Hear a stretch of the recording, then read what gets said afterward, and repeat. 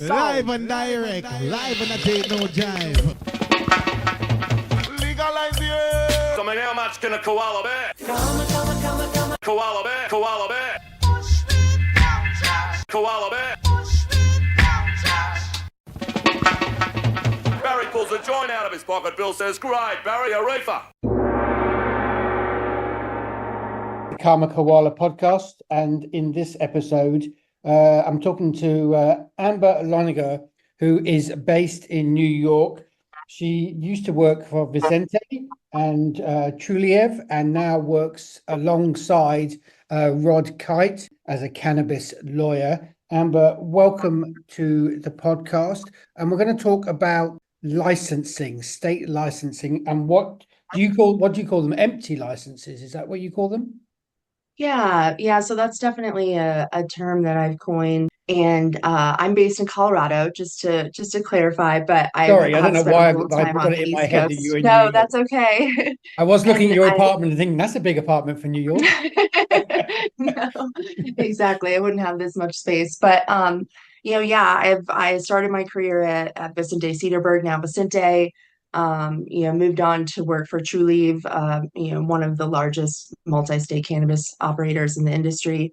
And then, started my own consulting firm, Purple Circle, and along the way, linked up with Rod and doing some great hemp work with him as well. But, really more on the cannabis side, over the last couple of years, with Purple Circle, my mission has really been to bring my skill set to people in an accessible and affordable way, to try to help this industry represent the community that it came from. So, with all of that. Let's have more of that. But unfortunately, we're going to be having less of that, but let's have more of it.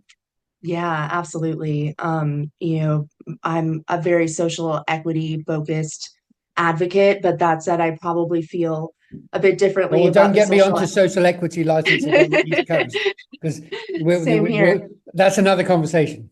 Yeah, and it's it's a trend that's has popped up all over the country, here in the US, and several states have put these programs together, but the results of those programs, I think, aren't quite what folks intended, and in some cases it's resulting in these empty licenses. So what I mean by that are basically licenses that the state has propped up in their medical or adult use cannabis program, went out into communities to encourage people to apply for these licenses. People, of course, then if they qualified, spent quite a bit of money applying for them. And we're talking sometimes $100,000 at least just to apply for this license. They, will wait normally a year or two while litigation sort of figures itself out. And then, they might finally get that license, which is a wonderful thing, right? People are very excited, but I think some people don't realize that's just the beginning of the journey. You have to actually now get up off the ground and become operational and start generating revenue. And that's what I say. It's like opening a restaurant or any retail, basically. So you do 2 years work in advance, and then you open the doors, and it starts today. It didn't exactly. Start years ago. Yeah, it's a long journey, but some people are finding, they do everything right. They get that license, they pay all the consultants, they pay all the license fees, they lock in the property, they open their doors, and they still don't have any business. Now, this is happening for a variety of different reasons around the country, and I'm most knowledgeable. I can speak to Illinois, where I've done a lot of work since 2020, helping a group get a transportation license there. And essentially what's happened is, this independent group, spent all this time and money getting this license along with several others, only to find that all of the other operators were permitted to go get this transportation license as well. So they're all transporting their own cannabis. Well, this is what interested me when you sent the email. So Illinois are issuing licenses for businesses that can do retail and transport their own, but they thought, we'll issue a few to earn a bit of extra cash on the side. I mean, did they limit that issue of transport only licenses? I mean, were there 120? And then did they not tell those people who were purchasing those licenses that businesses could also have the ability to do that? Were they operating under the impression that they would have not a monopoly in a market, but they have access to the market mandate. because other people couldn't do that particular task. How did the state sell it to them? And Yeah. would it not be, I presume it's illegal, but you have to take it through the courts for it to be determined to be illegal. Yeah, so as far as the license structure, the state originally under its medical program had sort of a vertical license. They called it a cultivation center license, and those people could cultivate, grow, and dispense. In the or in the adult use program, they tried to break it up. So they did separate licenses for craft growing, processing, infusing, dispensing, transportation. All of those other license types were capped and have not been issued since 2021. The transportation license, however, written into the law was unlimited. They could grant as many of those licenses as they wanted to, and it was required that they issue those licenses annually in January. So every year since my groups got their license in 2021, the department has told us they have to issue more of these applications and licenses, even though this license is worthless. The statute says they have to do it. And so they've continued. At one point, I think we had over 200 transportation licenses, which included the co-owned ones, but probably 125 independent ones in there that just had no business. So that's, kind of how the state set it up. Now, last year, I put on my lobbyist hat pro bono and worked with some social equity transporters to get a law passed that stopped that annual licensing. So where I am normally a very much free market, open licensing person, I found myself sort of in a weird situation of advocating to put a stop to this, but it literally was a trap that people kept falling into. But I mean, if the administration, not so the department was understood that it was just part of the statute, could they, although they issued them, could they say, look, could they not advise just don't buy one? It's a waste of time. I mean, how did, or were they selling it to people still without? I mean, that's what I don't understand is that we're bound by the statute doesn't mean you have to say, fire sale, buy this license. I don't understand how that works, because if somebody came, wouldn't just somebody nice in the department say, you know what, you don't want to get one of these. We're bound by the statute to issue them, but it's not really what you want. Yeah, I don't know. I can't speak to that. They put out another application in 2022. Several people applied and were added to that list and added to this situation. But, I can't really speak to. What I do know is, early on, the intent from lawmakers, and I've spoken with many of them about this, was to establish an independent transportation license where specifically social equity people, who mainly are people of color, could have an opportunity to participate in this industry and create generational wealth for their families. And lawmakers went into communities and told people this, at least back in 2020, and we've talked with them since about that intent. Now one thing you said was, could anybody sort of see the writing on the wall? And it was in the law clearly that these other cultivation centers that control 90% of this multi-billion-dollar annual market, they were allowed to go get their own transportation licenses. It was written in there clearly. So I've talked to the majority of people I've talked to, they missed it. They didn't see it. They didn't realize it sounds a similar story to a lot of other states, but my bugbear state at the moment is Massachusetts, because it makes Dallas, the soap opera, look good. The CCC there. Yeah. But they did the same 4 years back, and now they churned out all those staff.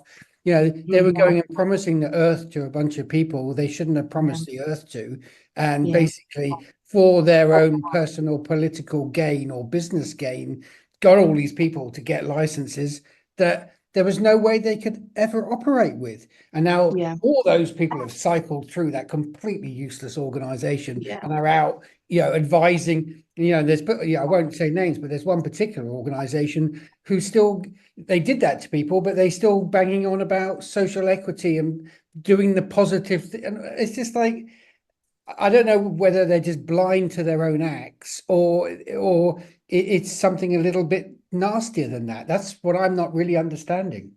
Yeah, and I don't fully either, but what is becoming clear to me now is that, licensing in general, and especially tying social equity to this licensing, it creates a lot of issues. It creates people looking for someone who qualifies to be on their application, only to swiftly, disengage with them after they win the license for a fee that's, significantly lower than what it should be. It results in people stacking lotteries by submitting multiple applications and getting creative with the word applicant. It's resulting in, creative lawyers paid a lot of money to Well, find workarounds it's around funny these because I products. mean it's forcing these people to create brick and mortar businesses. California's done this recent piece of legislation where you can now get licenses to sell at farmers markets, and that's Mhm. really these sorts of people should actually, that's about the level of the business that they should be coming in at. And then Yeah, after 5 years, if they've got an amazing market stall and exactly. they built a brand, and then you go and open, but everybody's selling them like this unimaginable dream, and it's, Mhm. you know, Well, and then you have professionals in the legal space, compliance space, financial taking space, who advantage are of them. just taking advantage of it, taking money from anybody, helping them I'm apply, fully with you. not really looking at the situation as to whether it's a viable business. And here in Colorado, they've done some interesting stuff with social equity. The licensing is a part of it, but the funding and the grant funding and the technical assistance is very social equity focused. And that, to me, that model of sort of, making the license a little bit easier to get, reducing those barriers to entry, and then creating targeted social equity funding and technical assistance so that they can get their businesses off the ground. And they have Um, education about what they're getting themselves into. I mean, Absolutely. people are rude about this part of the world, but this Oregon, Washington, Colorado are the three states that make sure as much as possible that they're educating people before they get themselves into this. Yeah. Otherwise, they're going to be in debt for the next 30, the rest of their lives, to be honest. Yeah, absolutely. These businesses cost more money than they make 9 times out of 10. Like, you will spend way more money than you will make in the foreseeable future. And we've got these economic models that show, hundreds of thousands of dollars in revenue by year two and stuff. And it's just, it's not It's all realistic. based on that initial gold rush that Ohio is having at the moment over the first Right, 9 weeks. Then after that, right. it's reality When sandwich, isn't it? none of our neighboring states have adult use. The whole world is traveling here to buy adult use cannabis. That's not the reality we live in anymore. It's not COVID numbers anymore where Yeah. everyone's stuck in their house. Like, it's leveling out, and I firmly believe in the free market and the market sorting itself out. The best companies with the best products will rise to the top, and that would be my hope. But so many states have taken, this model and limited the licenses, created these limited supply chains for a brand new industry. And I've talked with many lawmakers and professionals in the space who feel like when they are doing that, they do not have a duty to make sure that those licenses are viable. I feel very differently. I feel like when you are creating a new limited supply chain, you absolutely have a duty to make sure that that supply chain works. If the lawmakers don't know and the professionals don't know, how can we expect the people to know? Well, I There's no agree, research to but be done. it's a little bit fuzzier than that, isn't it? Because they don't know, but they sort of do know. Yeah, That's and what's and happening. and their intent, I can't speak to that, but frankly, it doesn't matter what they intended. What matters is the result. And the result is that these people have invested everything into these licenses and got nothing in return. So, I've been working hard to really, bring awareness to this issue, namely because there are still people applying for licenses like this. You can get a Well, New waste York is disposal a perfect license. example. New York, I what's mean, going there's on up people there? applying for licenses. I mean, they do, if there's whatever license, people they'll run to it like to fly trap or whatever, and then that's it, they're done. Yeah, I don't, unfortunately, people aren't educated enough to do a bit of reading before they do stuff. They just, run to the money. The Well, and money's it's not tough there. because there's nothing there, there's no data out there. You might be able to look at data from a comparable state, right? But every state is so nuanced and unique in their program. We looked at Michigan when looking at the transportation opportunity in Illinois, and Michigan transportation is great. They have what they call a third-party mandate, where all the other operators are required to use third-party Yeah, transportation. And those couple, maybe a dozen businesses are doing very well. One state over, we don't have that mandate, and hundreds of businesses are failing. So it's just one little tiny nuance like that. Now, the state of Illinois did just do a multi-year, what they call the disparity study, to look at the market, identify disparities, racial or otherwise, and put forth recommendations. And one of their recommendations was to institute a third-party mandate for Illinois, that all of the other operators need to use these independent transporters. Same again, they've gone out and spent money on this license. Like, are we just going to take it from exactly. And them? then, or then you say to them, it's like, we've created a business that we've created our own environment, and we know our costs and our numbers. If you take that away from us, if there's a limited amount of transport companies, guess what? The ones with the most money are going to start milking, and the ones who want to do it in a decent way are going to be at the bottom of the heap, and they'll be out of business anyway. Yeah. Yeah, no, it's very tough. It definitely feels that way. And I feel for folks in Massachusetts, New York, even here in Colorado, the delivery program is really struggling. And folks will tell you it's because there's no demand for delivery here in Colorado. But I feel like that's not the whole picture necessarily. Demand might be low, but there's also local opt-in. Cities can decide whether or not they want to allow cannabis delivery. I can't gift cannabis to someone through a delivery where I can with alcohol. I could send someone a bottle of champagne for their birthday if they were sick and didn't feel good, but I can't do that with cannabis. A variety of factors, I think, that sort of go into that. But either way, it's the same situation that social equity folks specifically were told, hey, this is your chance. Like, come get involved in the industry, come get this delivery license. They went out and did it, and it's resulting in a non-viable business for the most part. So, same with the waste disposal license down in Mississippi. Well, I was From about to what I say, so what understand, other sorts of, we've talked transport, what other sorts of licenses are they handing out? And is it exactly the same story in terms of not much thinking in advance? But you say, so I just heard you say waste disposal. How does that operate? yeah, so admittedly, I don't know as much about that situation, but down in Mississippi, they released their list of licenses and waste disposal was on there. So I know of one gentleman just online who went and got that license, thinking it would be a standalone business and he would sort of dispose of everyone's waste in the industry. And the opposite happened. All the other operators went out and got that waste disposal license so they could dispose of their own waste. And in that regard, I started thinking, maybe this is more like a DEA hazardous waste disposal authorization, Well, something I need. that's what I presume, that's why they're issuing a license like that, because Right, like something adjacent that I yeah, need, like for you my would be dealing business. with a hospital or something like that.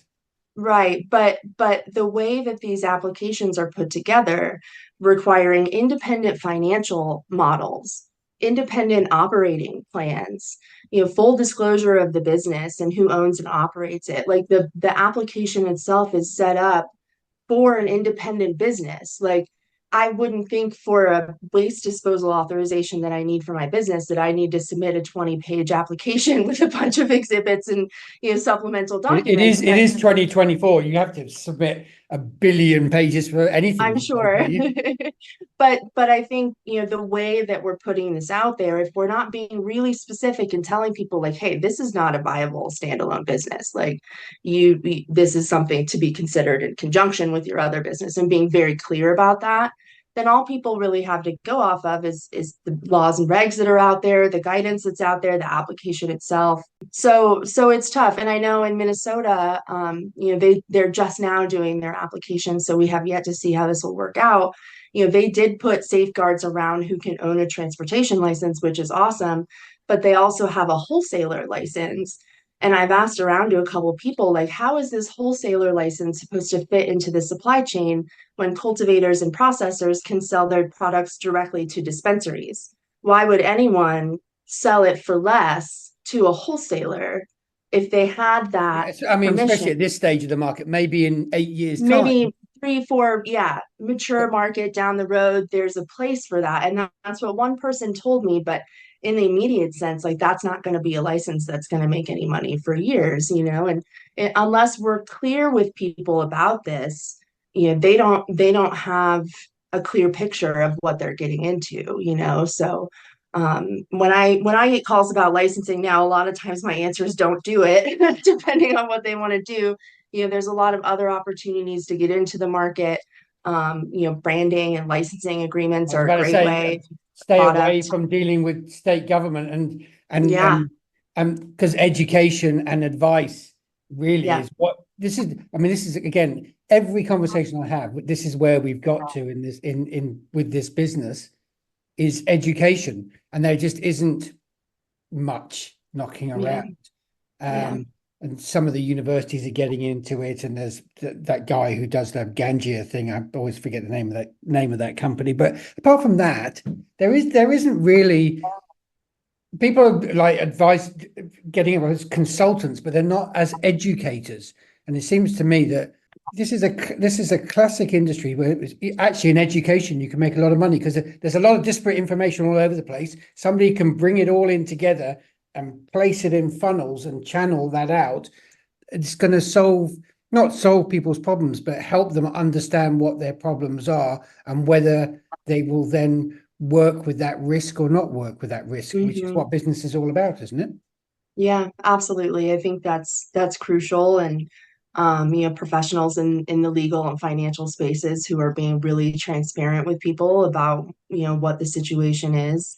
And like I said, I now that I'm on my own, I very much take the opportunity to do that when I talk with folks, like, consult with a true economic expert who's going to give you a realistic picture of what this is really going to look like, not just numbers that look good on an application. But it's challenging because this really is a historical moment in time, this reversal of this prohibition. Like, we saw it with alcohol here in the US, but beyond that, there's not a ton to compare it to, this process that we're going through right now. So I think the education aspect can be tricky because we've never really done this before. On my LinkedIn, I've just been doing a series about how the lessons we can learn from alcohol prohibition and its repeal. And I think you were spot on that the trade organizations and the industry groups, post-prohibition were so vital to education, not only to communities, but to lawmakers. At the moment, I'm not a great fan of cannabis trade associations. They're just there to get members in, milk them for cash, do fairly pointless meetings and annual conferences. They're not. They've now had 10 years, and they're not putting out anything of any use whatsoever. I mean, I think it's rather sad, really.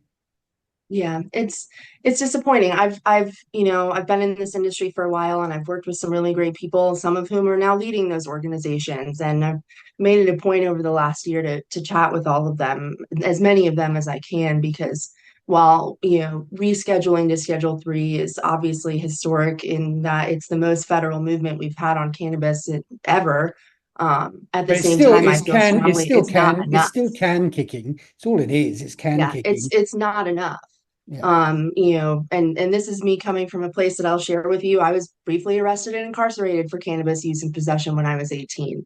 I know what it feels like to be behind bars for cannabis. And that was just a very brief incarceration.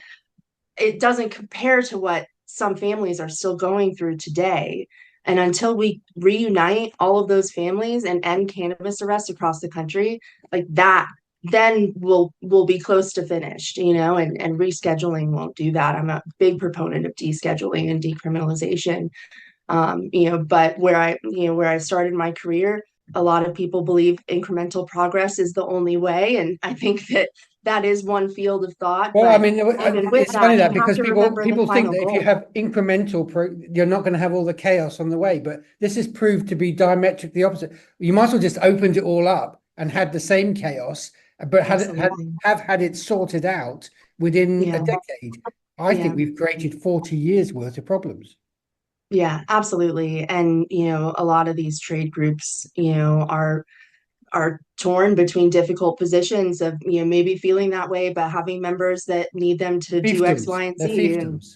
Yeah, it's a challenging place. I'm very careful about groups that I join, events that I speak at. I've been doing a bit more writing of publications and different articles, and I'll throw it out there, and if they're willing to put it in print, I'm all for it. But I am trying to push the envelope and remind people, and really, if they don't have that perspective of feeling what it's like to be behind bars and to not be able to be with your family, then they really need to talk with someone who does and really understand the pressure that those families feel to get their loved ones out, and the desperate hopelessness that their loved ones feel sitting behind bars. And I can only imagine having it now and watching the industry just explode, right? Like how frustrating that must be. I mean, your head would explode at twice the rate. I mean, I believe it's entirely immoral, and especially all these people just chasing money the whole time and paying very small amount of lip service. I have some very strong opinions on the way that should be dealt with. It's tough. I think, as with any industry, corporate interests, greed, like this is all coming to fruition here. And, I think it's up to us to be better, and to set ourselves apart from that and show. Well, again, this is why, sorry to jump in, but I think this is why education, I think, is so important, because the sooner we educate younger people, I'm too old. I should be shoved out and kicked out and have a educated 25-year-old tell me how it is, because I think that's really it's when you have that first flush of youth and enthusiasm, and it's sort of like a child knows between black and white and not much gray. Let's sort out the black and white and play with all the gray further down the line, because we basically just sort of trod roughshod over a lot of people. Some people are making a lot of money very, very quickly, and they know what they're doing. It's not as though they don't know what they're doing and the advantage they're getting out of other people's suffering. And I think morality and ethics are not something that are often discussed in cannabis, and it's about time there's more discussion of it. But I don't think we're going to be hearing it for a while. No, I agree. But that education is so key. And one interesting thing that the alcohol industry did decades after prohibition was establish a home brewers association. And I've got some exciting ideas about what that could look like for us maybe moving forward. But to me now, if a state doesn't have home grow, like access to cannabis was not the goal, right? Like capturing that market was the goal. Making money off that market was the goal. So maybe a home grower is going to create the best brands and the best businesses in 30, 40, 50. That's where the real cannabis businesses, I'm going to be long gone by then, but those are the people who are going to have created the sort of cannabis businesses that I dream about. Yeah. And you should be able to start growing weed in your basement and figure out if you're good at it before you invest hundreds of thousands of dollars into a business, So exciting things to come on that front, I hope. Okay. Well, Amber, I could talk for hours on this topic, but I mean, I think we should talk at another point and discuss social equity licenses in more detail around the country, with some contrast and compare to see if there's actually any programs anywhere in the country that are worthwhile, because I'm beginning to think there aren't any at all. But this is really interesting about empty licenses. And anybody listening, tell your friends, a bit more research when people offer you gifts, because nothing comes in life for free, unfortunately. So true. So true. Thank you so much, Sean. And I'm excited to hop back on and chat more. Okay. Thank you very much for being on the show, Anna. Thank you. Live and direct, live and I take no jive. Legalize it. Coming out much gonna koala bear. Koala bear. Koala bear. Koala bear. joint out of his pocket. Bill says, great, Barry, a reefer.